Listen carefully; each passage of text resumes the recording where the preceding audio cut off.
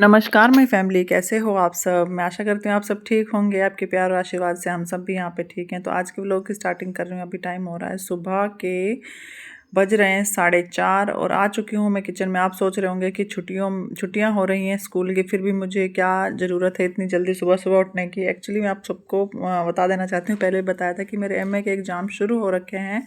तो इसलिए मैं 8-10 बजे से एग्ज़ाम शुरू हो जाते हैं। तो मतलब 10 बजे एग्ज़ाम वहाँ पे शुरू हो जाता है। 10 बजे से पहले पौने 10 बजे की एंट्री है। तो वहाँ यहाँ से मुझे 9:15 बजे के आसपास निकलना होता है। तो तब तक काम कंप्लीट करके और जो मुझे याद किया हुआ होता है ना, तो उसको थोड़ा सा क्विक रिवीजन करना बहुत ज़रूरी है। जो उसके मेन पॉइंट है वो भी देखने होते हैं। तो इसलिए मैं सुबह सुबह खड़ी होकर मैंने कहा घर का काम निपटा लूँ, फिर तैयार व्यार होके जो मुझे 15-20 मिनट मिलेंगे उसमें थोड़ा सा मैं रिवाइज़ कर लूँगी अपना। तो इसलिए सुबह सुबह आ चुकी हूँ किचन में। और जैसा कि मैं ना एक चीज़ आपको बताने वाली हूँ कि अभी जैसे रिसेंटली मैं गांव में गई थी, तो मतलब अपने पापा मम्मी के वहाँ पे। तो वहाँ पे जैसे वापस 4-5 दिन रुके, तो हम वापस आ रहे थे। सब यही कह रहे थे कि बच्चों की छुट्टियाँ तो अभी ख़त्म नहीं, तुम्हारी भी नहीं हुई होगी, तो तुम इतनी जल्दी क्यों जा रहे थे। लेकिन पापा मम्मी को, इनको सबको, तो मेरी फैमिली में तो सबको मैंने बता दिया था कि ये सब कुछ है, तो इसलिए जा रही हूँ मैं। लेकिन जैसे ही हमने गाड़ी गेट के बाहर खड़ी करी और धीरे धीरे सामान रखना शुरू किया ना गाड़ी में, तो जो लोग भी आ रहे थे सब यही पूछ रहे थे। गांव में तो आपको पता है कि सब एक दूसरे को अच्छे से जानते हैं, लेकिन शहरों में तो यहाँ मतलब हम अपने पड़ोस को भी घर के नंबर के नाम से जानते हैं कि उस नंबर का घर है जो वहाँ पे जो लोग रहते हैं। नाम किसी का नहीं जानते हैं, लेकिन गाँव में सब एक दूसरे को अच्छे से जानते हैं। तो सब यही कह रहे थे कि मतलब अब क्यों इतनी जल्दी क्यों जा रही है।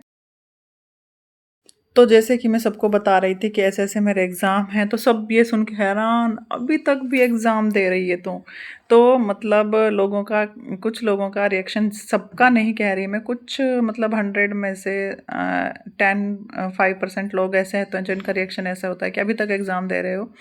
तो मुझे भी थोड़ी सुनकर थोड़ा वो लगा कि क्यों नहीं दे सकती। मतलब पढ़ने की कोई उम्र नहीं होती, इंसान कभी भी पढ़ सकता है। मैंने कम से कम ये लगा लो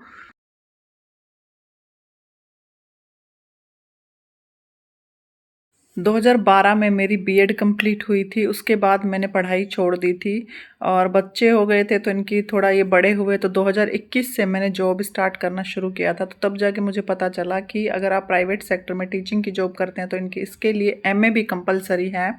तो इसलिए मैंने इस बार एमए के फॉर्म भर दिए थे। ये मेरा सेकंड ईयर है। तो मतलब ये लगा लो कि 2012 से लेकर अब 26 चल रहा है, तो 14 साल बाद मैंने अपनी पढ़ाई स्टार्ट करी। तो हमें कभी भी ये हिचकिचाना नहीं चाहिए। अगर हमें आगे पढ़ने का मन होता है, आगे बढ़ने का मन होता है, तो हमें ये नहीं सोचना चाहिए कि इस एज में पढ़ना चाहिए या नहीं पढ़ना चाहिए। हमें अपना वो जो शौक़ है और जो एक होता है ना कि अपने अंदर का जो मोटिवेशन है कि हाँ हमें आगे बढ़ना है हर हाल में, तो वो हमें पूरा करना चाहिए। क्योंकि आगे बढ़ने के लिए हमारी कोई उम्र नहीं होती है। तो हाँ, अगर मुझे चाहिए थी भाई एमए, अगर मुझे बड़ी क्लासों को पढ़ना है तो उसके लिए मास्टर चाहिए मुझे, तो वो मैंने करना अपना शुरू कर दिया साथ के साथ। और पता ही नहीं चला, पिछले साल एग्ज़ाम कंप्लीट हो गए फर्स्ट ईयर के, और इस साल मेरे सेकेंड ईयर के एग्ज़ाम पूरे हो गए हैं। क्योंकि लोगों को क्या, इस दुनिया में नेगेटिव लोग बहुत ज़्यादा हैं। हमें सिर्फ अपने बारे में सोचना है, क्या हमारे लिए अच्छा है क्या बुरा है। तो लगे रहिए, अपनी मेहनत करते रहिए, मस्त रहिए। तो चलिए काम निपटा लेती हूँ, फिर मिलती हूँ आपसे। हेलो गाइस, तो सुबह सारा काम ख़त्म करने के बाद, जैसे कि आप सभी को पता है मेरे एमए के एग्ज़ाम शुरू हो गए हैं, तो मैं एग्ज़ाम देने चली गई। और वहाँ पे जाके मैंने ऊपर का जो मतलब इंस्ट्रक्शन होते हैं ना, ऊपर वाले वो नहीं पढ़े, लेकिन मैंने सिर्फ इतना पढ़ा था कि सिर्फ 5 क्वेश्चन के उत्तर देने हैं आपको 10 क्वेश्चन में से।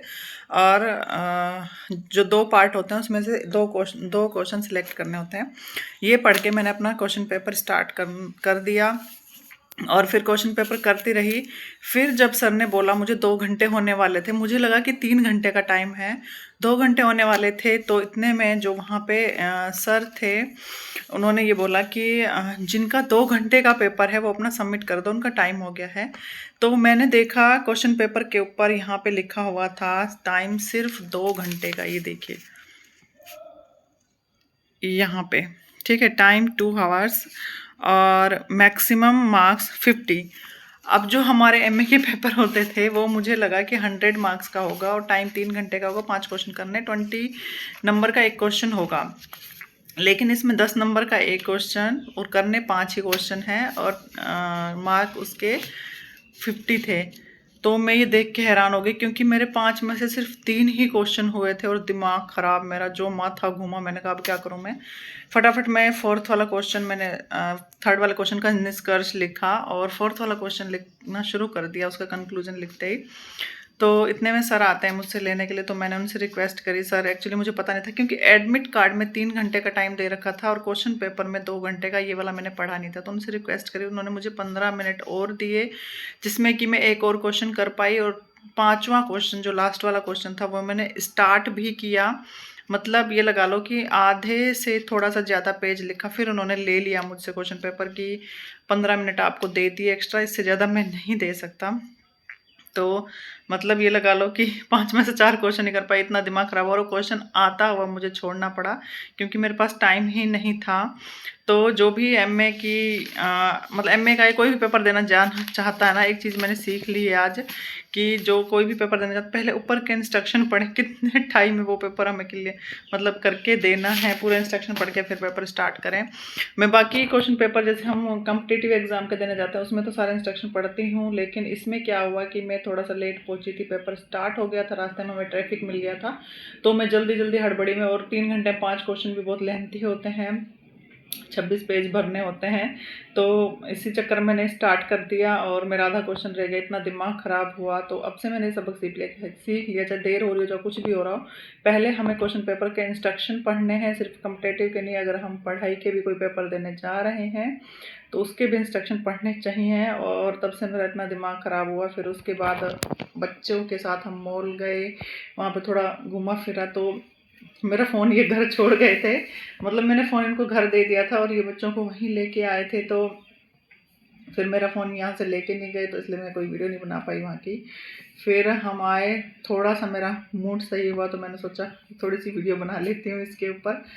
आप मतलब कहते हैं ना, बातें शेयर करने से जो अंदर की वो होते हैं ना दुख दर्द, वो थोड़ा ठीक हो जाता है, तो इसलिए सोचा मैं आप सबको बता दूं अपना दुख, किस दुख से जूझ रही हूँ मैं। मतलब 12 बजे से, 1 बजे पेपर ख़त्म होना था, 12 बजे ख़त्म हो गया। तो देखते हैं होगा क्लियर, नहीं होगा क्लियर तो हो जाएगा जहाँ तक मुझे लगता है। तो अभी मैं यहाँ पे कर रही हूँ सेकंड पेपर की तैयारी, जो कि परसों है। तैयारी नहीं कर रही थी अभी, सिर्फ मैं इंस्टाग्राम के लिए वीडियो बना रही थी, तो मैंने सोचा इसके लिए बना दूँ मैं। तो चलिए देखते हैं आगे क्या होता है।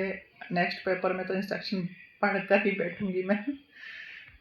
आपसे एक बात और करनी थी मुझे, कि मेरी वीडियो की रीच ना बहुत डाउन जा रही है, मतलब इतनी मेहनत करके वीडियो बनाती हूँ, सब कुछ करती हूँ, तो रीच बहुत डाउन जाने। आप सभी से रिक्वेस्ट है कि आप वीडियो देखते हो तो प्लीज़ प्लीज़ लाइक कर दीजिए और वीडियो को शेयर भी कर दीजिए, और चैनल पर नए हैं तो चैनल को सब्सक्राइब भी कर दीजिए, क्योंकि मेरी वीडियो इतनी लंबी भी नहीं होती जिसमें कि आपको देखने में ज़्यादा टाइम वेस्ट हो।